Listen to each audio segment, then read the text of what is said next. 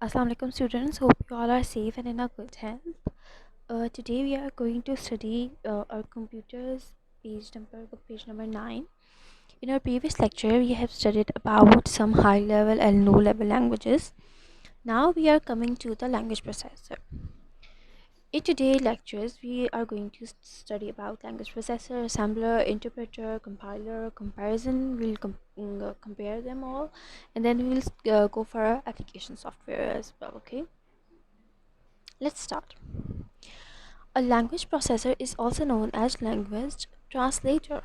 Language processor को हम language translator भी कहते हैं. एज़ यू नो, जैसा कि आप जानते हैं, computer programs are written in high level languages. Computer programs को हाई लेवल लैंग्वेज में लिखा जाता है, but the computer understand only the machine language.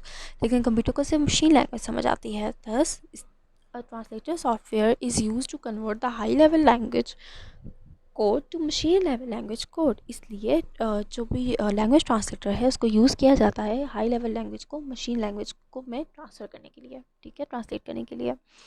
When a program is fed into the computer, language translator automatically convert the program into machine language and check its syntax for errors. There are three types of language translators.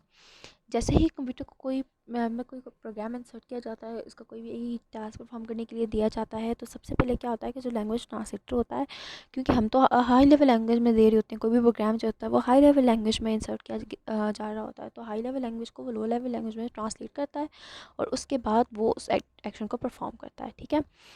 Now let's come to assembler. An assembler is a software that converts the assembly language instruction into the right machine code. पहले मैं बताऊँ तीन तरह के language translator होते हैं. सबसे पहला आ जाता है हमारे पास assembler. An assembler is a software that converts the assembly language into instruction into the right machine code. Assembler क्या होता है कि वो असेंबली लैंग्वेज होती है, जो भी इंस्ट्रक्शंस होती हैं जो असेंबली लैंग्वेज में दी गई होती हैं, उनको मशीन कोड में ट्रांसफ़र कर देता है. ठीक है. असेंबलर क्या करता है, as you can see by its name, assembler क्या करता है कि जो असेंबली लैंग्वेज में जो भी इंस्ट्रक्शन दी गई होती हैं उनको मशीन कोड में ट्रांसफ़र कर देता है. Interpreter. And interpreter is a software that converts the high level program codes into machine language. Interpreter क्या करता है कि जो हाई लेवल प्रोग्राम्स होते हैं ना, हाई लेवल लैंग्वेज में जो प्रोग्राम कोड्स होते हैं, ठीक है, उनको मशीन लैंग्वेज में कन्वर्ट करता है. It translate the high level language program line by line. ये जो है ना हाई लेवल लैंग्वेज में जो भी कोड होते हैं, हाई लेवल लैंग्वेज कोड्स होते हैं या प्रोग्राम्स, उनको लाइन बाय लाइन ट्रांसलेट करता है. In a form of paragraph नहीं ट्रांसलेट करता है, in a form of like line by line उसको ट्रांसलेट कर रहा होता है. अ लाइन इज़ ट्रांसलेटेड, एक लाइन को वो ट्रांसलेट करता है. एग्जीक्यूटेड, उस पर काम होता है, यानी कि उसको प्रोसेस किया जाता है. ठीक है, उसका जो भी टास्क होता है वो परफॉर्म किया जाता है. And then it moves to the next line. ऐसा नहीं है कि उसने एक लाइन को ट्रांसलेट करके भेज दिया, दूसरे स्टार्ट हो गया. उसने एक को ट्रांसलेट किया और फिर वो सारा लाइन एग्जीक्यूट हुई. जैसे मैंने लिखा है कि add this two plus two, अब मैंने हाई लेवल में लिखा हुआ है तो वो add this two plus two को पहले कन्वर्ट करेगा मशीन लैंग्वेज में और उसको एग्जीक्यूट करेगा और आंसर निकालेगा. फिर वो अगली लाइन पे जाएगा, फिर उसके बाद वो अगली लाइन पे जाएगा. ऐसे वो ट्रांसलेट करता है. Okay. If an error is found on any line, अगर किसी लाइन में कोई एरर आ जाता है, जैसे आपको देखते हुए कंप्यूटर प्रोग्रामिंग में अक्सर एरर्स आ जाते हैं, it is reported to the user and the execution of the programmer is stop. तो ये फ़ौरन क्या होता है कि अगर देखो एक लाइन मैंने लिखी है, जैसे ये लाइन है written for a particular hardware, तो इसमें अगर ये ठीक है और दूसरी लाइन जो है कन्वर्ट असेंबली लैंग्वेज, इसमें अगर एरर आ रहा है तो सबसे पहले वो हमें एक नोटिफिकेशन देगा जिसमें मेंशन किया जाएगा कि आपके इस प्रोग्राम में एरर आ रहा है. और जो प्रोग्रामिंग हो रही होगी उस टाइम पे, जो एग्जीक्यूशन हो रही होगी वो उसी जगह पे स्टॉप हो जाएगी, यानी वो उस एरर को लेके साथ नहीं चलेगा. A compiler also converts the high level language program into the machine language. Compiler क्या करते हैं कि हाई लेवल लैंग्वेज प्रोग्राम जो होते हैं उनको मशीन लैंग्वेज में ट्रांसलेट करते हैं. It converts the complete high level language program into machine code in one go. अच्छा, अब ये थोड़ा सा लेस टाइम कंज्यूमिंग है, लेकिन इसका फ़ायदा, लेकिन एक बेनिफिट है जो कि हमें लाइन बाय लाइन में मिलता है और वो हमें इन वन को में नहीं मिलता. यानी कि एक बेनिफिट हमें इंटरप्रेटर प्रोवाइड करता है जो कि हमें कंपाइलर प्रोवाइड नहीं कर रहा होता. कंपाइलर क्या करता है कि वो जैसे ये पूरा पेज है ना, तो वो उसने एक पूरा पेज एक ही दफ़ा में वो कन्वर्ट कर दिया और उसको एग्जीक्यूशन के लिए भेज दिया. अब अक्सर ऐसा होता है, ठीक है, आप आगे पढ़ोगे, if any error is found the whole program has to recompiled again. अगर कहीं पे एरर आ जाता है ना तो पूरा प्रोग्राम दोबारा से हमें करना पड़ेगा। अब देखो लाइन बाय लाइन में हमारे पास बेनिफिट क्या होता है कि वो टाइम टेकिंग तो होता है, ठीक है, उसमें टाइम कंज्यूमिंग होता है वो, लेकिन अगर ये देखो लैंग्वेज, अगर आपने ये लाइन ठीक थी और आपको इस लाइन में एरर है और बाकी आपका सारा ठीक है, तो आपको वो इस लाइन पे आके बता देगा किस लाइन में एरर है, ठीक है। ये नहीं करेगा वो कि जो इंटरप्रेटर है वो इसी लाइन में बता देगा और उससे आपका टाइम बच जाएगा। लेकिन कंपाइलर एक ही दफ़ा सारा जो है वो ट्रांसलेट करेगा मशीन लैंग्वेज में, भेज देगा, और बेशक एरर इस ओ में ही हो, उसकी वजह से आपको फिर बाद में लास्ट रिजल्ट में मिलेगा कि एरर था और आपको सारा पेज दोबारा से कंपाइल करना पड़ेगा। Let's compare now.